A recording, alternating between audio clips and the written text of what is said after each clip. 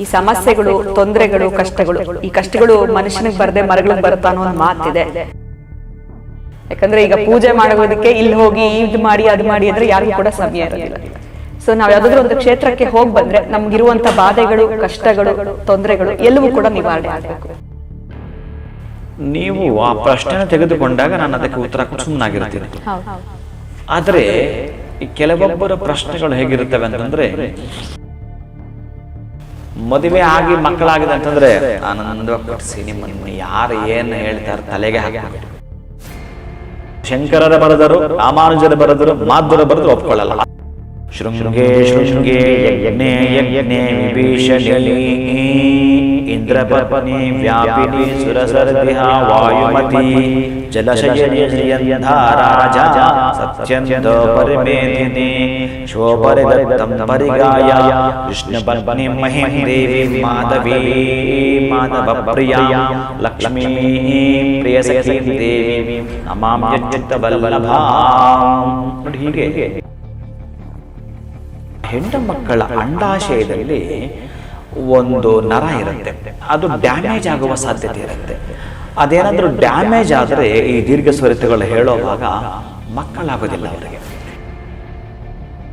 ವೇದ, ಬ್ರಾಹ್ಮಣ, ಸ್ತೋತ್ರ ನಾನು ಒಪ್ಕೊಳ್ಬೇಕು ಅಂತಂದ್ರೆ ಸಾರ್ವಜನಿಕ ಎಲ್ರಿಗೂ ಅದು. ನಮಸ್ಕಾರ, ಶುಭೋದಯ ಪ್ರೀತಿಯ ವೀಕ್ಷಕರೆಲ್ಲರಿಗೂ ಸಂಕಲ್ಪ ಸುದ್ದಿ ಕಾರ್ಯಕ್ರಮಕ್ಕೆ ಆತ್ಮೀಯ ಪ್ರೀತಿಯ ಸ್ವಾಗತ ಹೇಳ್ತಾ ಇರೋದು ನಾನು ಅನುಷಾ.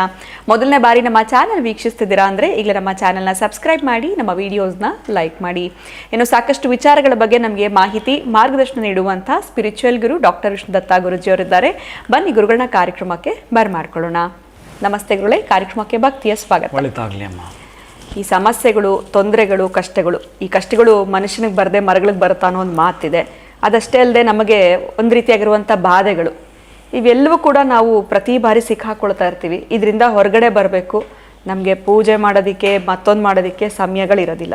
ಯಾವುದಾದ್ರೂ ಒಂದು ಈ ಒಂದು ರೆಮಿಡಿ ಆಗಿರ್ಬೋದು ಅಥವಾ ಒಂದು ಜಾಗ ಆಗಿರ್ಬೋದು, ಇಲ್ಲಿ ಹೋಗ್ಬಿಟ್ಟು ಬಂದರೆ ಈ ಒಂದು ಪ್ರಾಬ್ಲಮ್ಸು ಇದಕ್ಕೆ ನಮ್ಗೆ ಸೊಲ್ಯೂಷನ್ ಬೇಕು ಗುರುಗಳೇ. ಯಾಕಂದರೆ ಈಗ ಪೂಜೆ ಮಾಡೋದಕ್ಕೆ ಇಲ್ಲಿ ಹೋಗಿ ಇದು ಮಾಡಿ ಅದು ಮಾಡಿ ಅಂದರೆ ಯಾರಿಗೂ ಕೂಡ ಸಮಯ ಇರೋದಿಲ್ಲ. ಸೊ ನಾವು ಯಾವುದಾದ್ರೂ ಒಂದು ಕ್ಷೇತ್ರಕ್ಕೆ ಹೋಗಿ ಬಂದರೆ ನಮಗಿರುವಂಥ ಬಾಧೆಗಳು, ಕಷ್ಟಗಳು, ತೊಂದರೆಗಳು ಎಲ್ಲವೂ ಕೂಡ ನಿವಾರಣೆ ಆಗಬೇಕು. ಈ ಥರದ್ದು ಯಾವುದಾದ್ರೂ ಒಂದು ಜಾಗವನ್ನು ನಮಗೆ ತಿಳಿಸ್ಕೊಡ್ಬೋದಾ? ಓಂ ವಿಶ್ವಸ್ಮೈ ನಮಃ. ಪ್ರೀತಿಯ ಬಂಧುಗಳೇ, ಆದರೆ ಮಾಡಬೇಕು. ಪೂಜೆಗಳು ಮಾಡೋಕ್ಕೆ ಟೈಮ್ ಇಲ್ಲ, ಹಣ ಮಾಡೋಕ್ಕೆ ಟೈಮ್ ಇಲ್ಲ ಅಂತಂದರೆ ಹಿಂದಿನದ್ದು ಕಳಿಯಲ್ಲ, ಮಾಡಬೇಕಾಗ್ತದೆ. ನಿಮಗೆ ಮೊಬೈಲ್ ತೀಡೋಕ್ಕೆ ಟೈಮ್ ಇರುತ್ತೆ, ಹರಟೆ ಹೊಡೆಯೋಕ್ಕೆ ಟೈಮ್ ಇರುತ್ತೆ, ಮೂವಿ ನೋಡೋಕ್ಕೆ 3 ತಾಸು ಟೈಮ್ ಇರುತ್ತೆ, ಬೇರೆ ಇನ್ನೊಬ್ಬರ ಮೇಲೆ ಗಾಸಿಗಳು ಹೇಳೋಕ್ಕೆ ಟೈಮ್ ಇರುತ್ತೆ. ಒಂದು ಮಂತ್ರ ನೀವು 1 ತಾಸು ಕುಳಿತುಕೊಂಡು, ಈಗ ಮೊನ್ನೆ ಯಾರೋ ಕೇಳಿದ್ರು ಪಾಪ ಹೆಣ್ಣು ಮಕ್ಕಳು ಈ ಗಾಯತ್ರಿ ಮಂತ್ರದ್ದು ಹೆಣ್ಣು ಮಕ್ಕಳು ಹೇಳ್ಬಾರ್ದಂತೆ ಹೌದಾ ಗುರುಗಳೇ ಅಂತ. ನಿಜಾನೇ ಅದು. ಪಾಪ ಅವ್ರಿಗೆ ಯಾರೋ ಹೇಳಿರುತ್ತಾರೆ, ಅವರು ಬಿಡಿಸಿ ಹೇಳಿರಲಿಲ್ಲ, ಬಿಡಿಸಿ ಹೇಳಿರಬೇಕಾಗಿತ್ತು. ಅದು ಹೇಳಿಲ್ಲ ಅಂದರೆ ಕಷ್ಟ ಆಗುತ್ತೆ. ನೀವು ಆ ಪ್ರಶ್ನೆನ ತೆಗೆದುಕೊಂಡಾಗ ನಾನು ಅದಕ್ಕೆ ಉತ್ತರ ಕೊಟ್ಟು ಸುಮ್ಮನಾಗಿರ್ತೀನಿ. ಆದರೆ ಈ ಕೆಲವೊಬ್ಬರ ಪ್ರಶ್ನೆಗಳು ಹೇಗಿರುತ್ತವೆ ಅಂತಂದರೆ, ಗಾಯತ್ರಿ ಎನ್ನುವವಳು ವೇದ ಮಾತ. ವೇದ ಮೀನ್ಸ್ ನಾಲೆಡ್ಜ್, ಜ್ಞಾನ. ಅಂತಹ ಅದ್ಭುತವಾದ ಜ್ಞಾನವನ್ನು ಪಡ್ಕೊಳ್ತೀರಿ ಅಂದರೆ ನೀವೆಲ್ಲ ಪಡ್ಕೊಂಡಂಗೆ. ಆರೋಗ್ಯ ಪಡ್ಕೊಳ್ತೀರಿ, ಆಯಸ್ಸು ಪಡ್ಕೊಳ್ತೀರಿ, ಐಶ್ವರ್ಯನ ಪಡ್ಕೊಳ್ತೀರಿ, ಎಲ್ಲ ಗುಟ್ಟು ಅದರಲ್ಲೇ ಇದೆ. ಅದಕ್ಕಾಗಿ ಆ ಪಂಚಭೂತಗಳ ಸ್ವರೂಪಿಣಿ ಆಗಿರತಕ್ಕಂಥ ವೇದ ಮಾತ. ಓಂ ಭೂರ್ಭುವಸ್ಸುವಃ ತತ್ಸವಿತುರ್ವರೇಣ್ಯಂ ಭರ್ಗೋ ದೇವಸ್ಯ ಧೀಮಹಿ ಧಿಯೋ ಯೋ ನಃ ಪ್ರಚೋದಯಾತ್. ನೋಡಿ, ಉದಾತ್ತ, ಅನುದಾತ್ತ, ದೀರ್ಘ ಸ್ವರಿತ. ಈ ಸ್ವರಿತ ಅಂತ ದಯಾತ್ ಅಂತ ಬಂತು. ಇದು ವೇದ ಆಗಿರೋದ್ರಿಂದ ಈ ಮದುವೆ ಆಗದೇ ಇರತಕ್ಕಂಥ ಹೆಣ್ಣು ಮಕ್ಕಳು ಹೇಳಬಾರದು. ಮದುವೆ ಆಗಿ ಮಕ್ಕಳಾಗಿದೆ ಅಂತಂದರೆ ಆನಂದವಾಗಿ ಪಠಿಸಿ. ನಿಮ್ಮನ್ನು ಯಾರು ಏನು ಹೇಳ್ತಾರೆ ತಲೆಗೆ ಹಾಕೋಬೇಡಿ. ಪಠಿಸ್ತೀನಿ ಅಂದರೆ ಖುಷಿಯಾಗಿ ಪಠಿಸಿ. ಆದರೆ ನಿಮ್ಮ ಒಂದು ಆ 5 ದಿನಗಳನ್ನು ಹೊರತುಪಡಿಸಿ ಖಂಡಿತವಾಗಲೂ ಇದನ್ನು ಪಾರಾಯಣ ಮಾಡಿ. ಮದುವೆ ಆಗದೇ ಇರತಕ್ಕಂಥ ಹೆಣ್ಣು ಮಕ್ಕಳು ಯಾಕೆ ಹೇಳಬಾರ್ದು ಅಂತಂದರೆ ಅದು ನಿಮ್ಮ ಪ್ರಶ್ನೆ ಇರುತ್ತೆ. ಹೌದು. ಈ ನಾನು ಹೇಳಿದೆ ಈಗ, ಇದು ಬರೀ ಅಕ್ಷರಗಳಲ್ಲ, ಉದಾತ್ತ, ಅನುದಾತ್ತ, ಈ ಸ್ವರಿತಗಳು ಅಂತ ಏನಿದಾವೋ ಇವುಗಳು ಹೇಳಬೇಕಾದ್ರೆ ಇಲ್ಲಿಂದ ಕೆಲವು ಬೀಜಾಕ್ಷರ ಬರ್ತವೆ. ಶೃಂಗೇ ಶೃಂಗೇ ಯಜ್ಞೇ ಯಜ್ಞೇ ವಿಭೀಷಣೀ ಇಂದ್ರಪತ್ನಿ ವ್ಯಾಪಿನಿ ಸುರಸರ್ದಿಹ ವಾಯುಮತಿ ಜಲಶಯನೆ ಶ್ರಿಯಂಧಾ ರಾಜ ಸತ್ಯಂಧ ಪರಿಮೇಧಿನಿ ಶೋಪರಿದತ್ತಂ ಪರಿಗಾಯ ವಿಷ್ಣುಪತ್ನಿ ಮಹಿಂ ದೇವಿ ಮಾಧವೀ ಮಾಧವ ಪ್ರಿಯಾಂ ಲಕ್ಷ್ಮೀ ಪ್ರಿಯಸಖೀಂ ದೇವಿಂ ನಮಾಮ್ಯಚ್ಯುತ ವಲ್ಲಭಾಂ. ನೋಡಿ, ಹೀಗೆ ಆ ದೀರ್ಘ ಸ್ವರಿತ ಬಂದಾಗ ಈ ನಾಭಿಯಿಂದ ಕೆಲವು ಬರತಕ್ಕಂತಹದ್ದು. ಆ ಹೆಣ್ಣು ಮಕ್ಕಳ ಅಂಡಾಶಯದಲ್ಲಿ ಒಂದು ನರ ಇರುತ್ತೆ, ಅದು ಡ್ಯಾಮೇಜ್ ಆಗುವ ಸಾಧ್ಯತೆ ಇರುತ್ತೆ. ಅದೇನಾದರೂ ಡ್ಯಾಮೇಜ್ ಆದರೆ ಈ ದೀರ್ಘ ಸ್ವರಿತಗಳು ಹೇಳುವಾಗ ಮಕ್ಕಳಾಗೋದಿಲ್ಲ ಅವರಿಗೆ. ಈ ಕಾರಣಕ್ಕಾಗಿ ಹೇಳಬಾರದು ಹೆಣ್ಣು ಮಕ್ಕಳು ಅಂತೇಳಿ ಅದನ್ನು ಹಂಗೇ ಇಟ್ಟರು ಹಂಗೇ ಇದ್ಬಿಟ್ಟರು.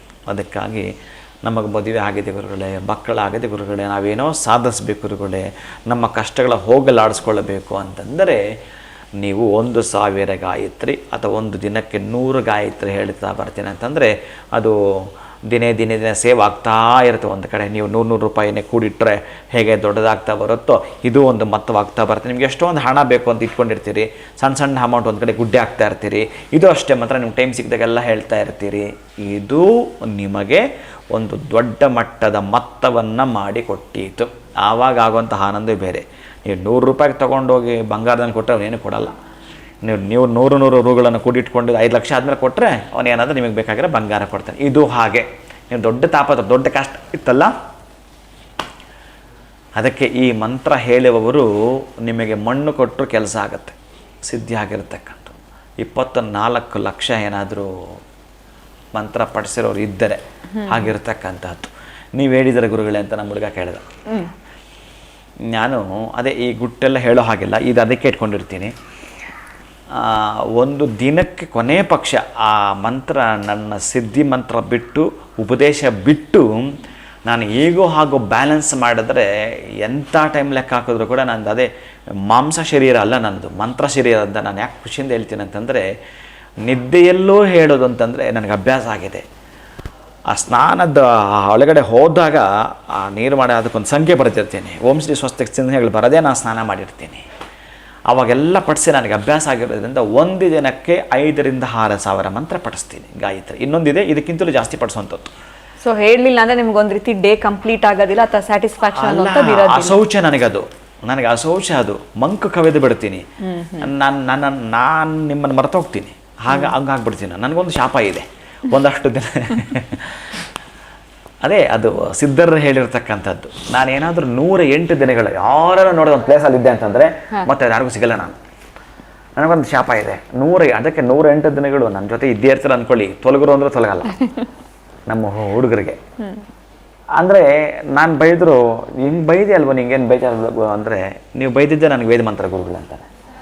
ಅವ್ನು ವೇದ ತಿರುಗಲ್ಲ, ನೀವು ಬೈದಿದ್ದೆ ನನಗೆ ವೇದ ಮಂತ್ರ ಅಂತಾನೆ. ಬಟ್ ನಾನು ಅದಕ್ಕೆ ಹಂಗಂತೇಳಿ ನಾನು ಏನೋ ಹೀಯಾಳಿಸ್ತಿಲ್ಲ, ನನಗೆ ಅದು ಆ ಲೋಕಕ್ಕೆ ಕರ್ಕೊಂಡು ಹೋಗುವಂಥದ್ದು. ಅದನ್ನೇ ಈಗ ತುಂಬ ಚೆನ್ನಾಗಿ ಯಾವುದು ಮಾಡ್ತಾರೋ ಅದರಲ್ಲಿ ಪರಿಣಿತರಾಗಿರ್ತಾರೆ. ಇನ್ನೊಬ್ರಿಗೆ ಅದು ಬಂದಿಲ್ಲ ಅಂದರೆ ಅದರ ಮೇಲೆ ಹುಡುಕಾಟ ಮಾಡೋದಲ್ಲ. ಈ ನಾಸ್ತಿಕರಿದಾರಲ್ಲ, ಇದನ್ನು ಓದಿ ಆದಮೇಲೆ ಹೇಳಬೇಕು ಇದು ಸಬ್ಜೆಕ್ಟ್ ಅಲ್ಲ ಅಂತ.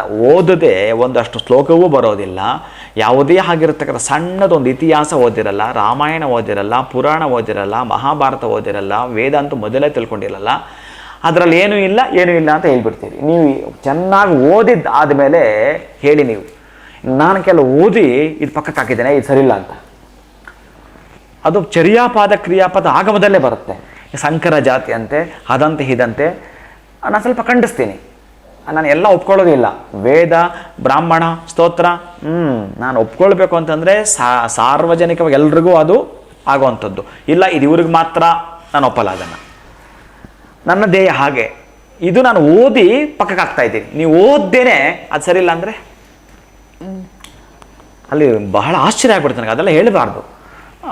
ಇವರ ಒಳ್ಳೆಯ ಜಾತಿಯವರು ಇವರನ್ನು ಮದುವೆ ಆಗ್ಬೋದು, ಆದರೆ ಅವ್ರು ಇವ್ರನ್ನ ಆಗ್ಬೋದು, ಇಂತೆಲ್ಲ ಇತ್ತು ಆ ಸಬ್ಜೆಕ್ಟಲ್ಲಿ.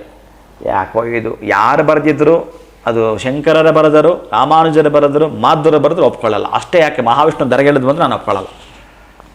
ಎಲ್ಲರಿಗೂ ಸಮನ್ವಯ ಇದ್ದರೆ ಮಾತ್ರ ಒಪ್ಕೊಳ್ತೀನಿ.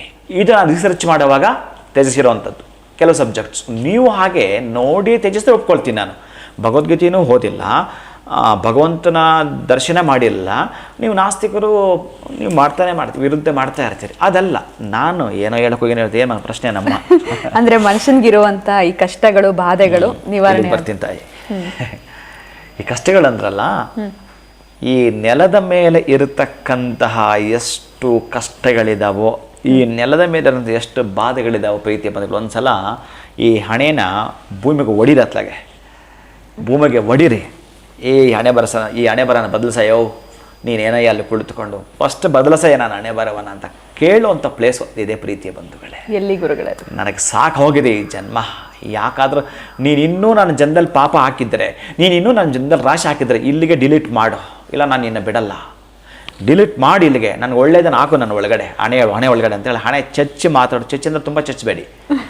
ಆ ಕ್ಷೇತ್ರಕ್ಕೆ ಹೋಗಿ ಸಾಷ್ಟಾಂಗ ನಮಸ್ಕಾರ ಮಾಡುವಾಗ ಈ ಹಣೆ ಸ್ವಲ್ಪ ಭೂಮಿಗೆ ಟಚ್ ಆಗಲಿ ಅಂಥ ಕ್ಷೇತ್ರ ಅಂತಂದರೆ, ಈಗ ನಾನು ಮೊನ್ನೆ ಹೇಳಿದೆಲ್ಲ ತಾಯಿ, ಶ್ರೀಶೈಲ. ಅಲ್ಲಿ ಹೋಗಿ ನೀವು ಒಂದು ಸಲ ಆ ಶಿಖರವನ್ನು ನೋಡಿದ್ರೇ ನೀವು ಎಷ್ಟು ಜನಗಳಲ್ಲಿ ಮಾಡಿರೋಂಥ ಪಾಪ, ಈ ಜನದಲ್ಲಿ ಮಾಡಿರೋ ಪಾಪ ಎಲ್ಲ ಸುಟ್ಟು ಭಸ್ಮ ಆಗ್ಬಿಡುತ್ತಂತೆ.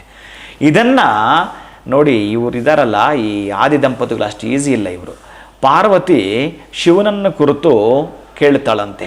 ಏನನ್ನು ಕೇಳ್ತಾಳೆ ಈ ಪಾರ್ವತಿ? ಅಲ್ಲ ಸ್ವಾಮಿ, ಯಾರ ದರ್ಶನ ಮಾಡಿಬಿಟ್ರು ಮೋಕ್ಷ ಸಿಕ್ಬಿಡುತ್ತೆ ಅವರಿಗೆ ಅಂತ ಕೇಳ್ತಾಳಂತೆ. ಯಾರು? ಪಾರ್ವತಿ ಶಿವನನ್ನು. ಹಾಗಂತೇಳಿ ಪಾರ್ವತಿಗೇನು ಗೊತ್ತಿಲ್ಲದೆ ಇಲ್ಲ, ಅದು ಗೊತ್ತು ಆಕೆಗನು.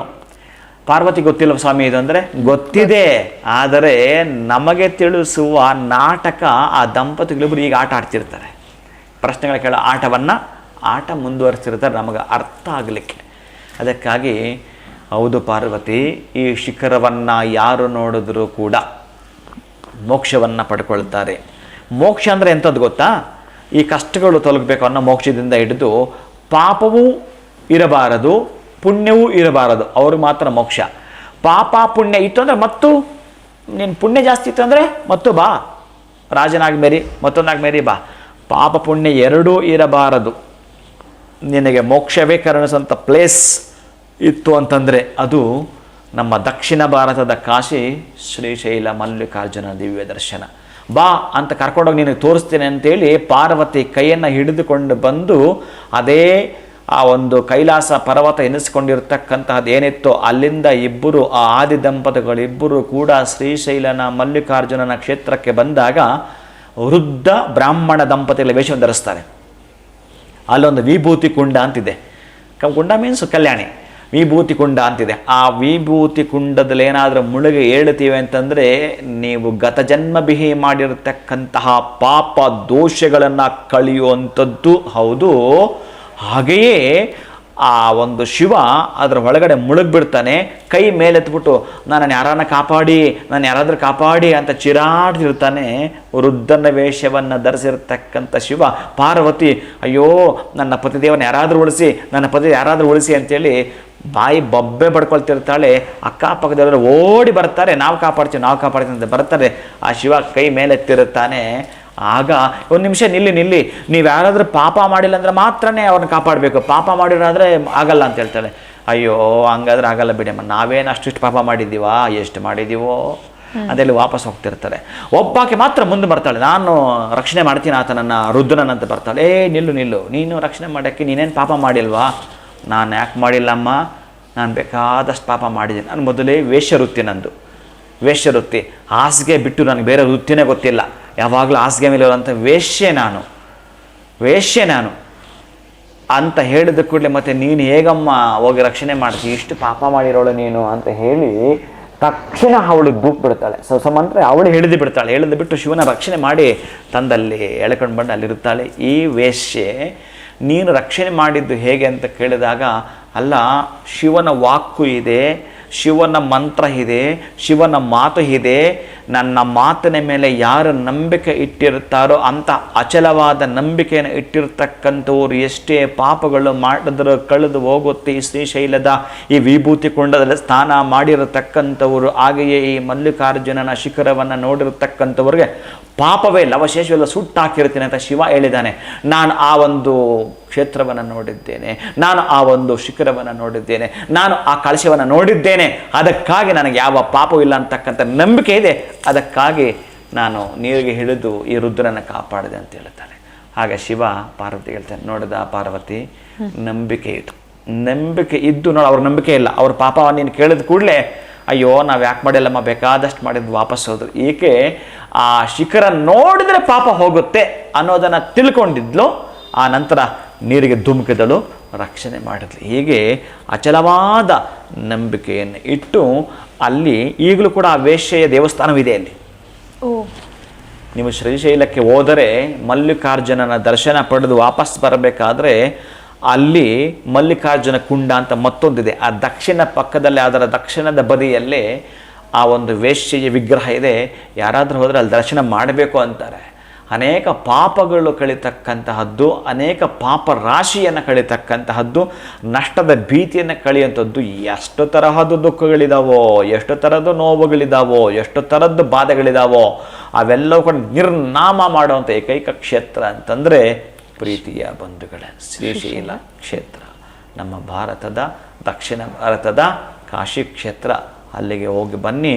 ಆ ವಿಭೂತಿ ಕುಂಡ, ನಂತರ ಇಲ್ಲಿರ್ತಕ್ಕಂಥ ಮಲ್ಲಿಕಾರ್ಜುನ ಕುಂಡ, ಜೊತೆಗೆ ಆ ದೇವಿಯನ್ನು, ಮಲ್ಲಿಕಾರ್ಜುನ ದರ್ಶನವನ್ನು, ಆ ಶಿಖರವನ್ನು ನೋಡುತ್ತಾ ಒಂದು ಸಲ ಆ ಕಳಶವನ್ನು ನೋಡಿ ಶಿವ ಶಿವ ಶಿವ ಶಿವ ಅಂತ ಹೇಳಿ ಬನ್ನಿ.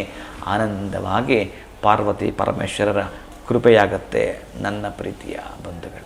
ಖಂಡಿತವಾಗ್ಲೂ ಗುರುಗಳೇ, ಪ್ರಾರಂಭದಲ್ಲಿ ನಮಗೆ ಈ ಒಂದು ಗಾಯತ್ರಿ ಮಂತ್ರದ ಪಠನೆಯನ್ನು ಯಾರು ಮಾಡಬೇಕು, ಯಾರು ಮಾಡಬಾರ್ದು, ಮದುವೆ ಆಗದೇ ಇರೋರು ಯಾಕೆ ಮಾಡಬಾರ್ದು ಅನ್ನೋದಕ್ಕೂ ಕೂಡ ನಮಗೆ ಸಂಪೂರ್ಣವಾಗಿ ತಿಳಿಸ್ಕೊಟ್ರಿ. ಇನ್ನು ಮುಂದೆ ಯಾರಿಗೂ ಕೂಡ ಈ ಅನುಮಾನಗಳು ಬರೋದಿಲ್ಲ.